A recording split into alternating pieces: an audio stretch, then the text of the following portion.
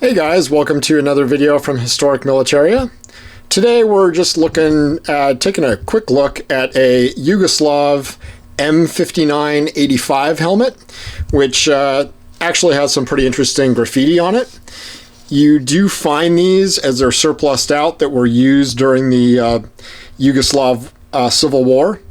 And this one is definitely a Serbian soldier, since you've got here, this is Serbian for mechanic.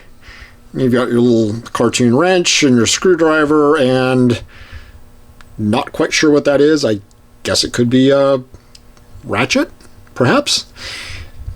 And then this kind of stumped me for a little while, but I am going to guess that that is a Serbian cross or Serbian coat of arms, kind of crudely rendered. It's certainly interesting. You do find a lot of cool helmets like this that have graffiti. I believe this may be a cross as well, although I am not sure. But either way, just a really interesting little piece of sort of soldier art from a Balkan Wars helmet, and just something you don't see all the time. Obviously, this is just a standard M59 85 helmet. These were on the surplus market. They're kind of drying up a little bit. They're a little bit harder to find than they used to be. So if you're contemplating getting one of these, you probably should act sooner rather than later. They're still relatively inexpensive and still available. But it's one of those things that if you're interested in the Cold War, if you're interested in helmets that actually did see combat in Europe, this is definitely one to look at. And this one's interesting because actually on the back, it's got a Yugoslav army decal. Now, a lot of these have decals on them. You'll find Serbian, Croatian, Bosnian, a lot of different Serbian ones. I've seen Serbian Navy, Serbian Air Force, Serbian Army.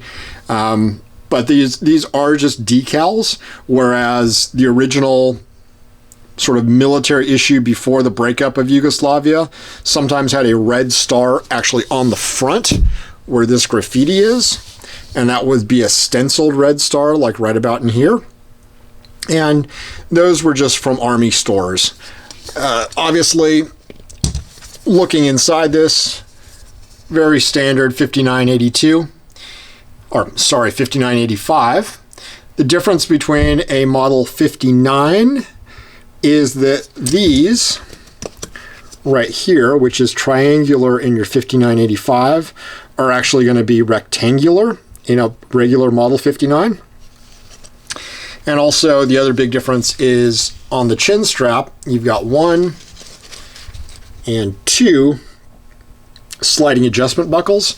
The 59 only had 1, so you'll have 2 on the 85. So sort of an improved design on your later helmet. Also, in general, the webbing inside the liner is going to be a little bit stronger and sturdier on your Model 85. But just an interesting piece of Balkan Wars history that definitely saw some service with the soldier.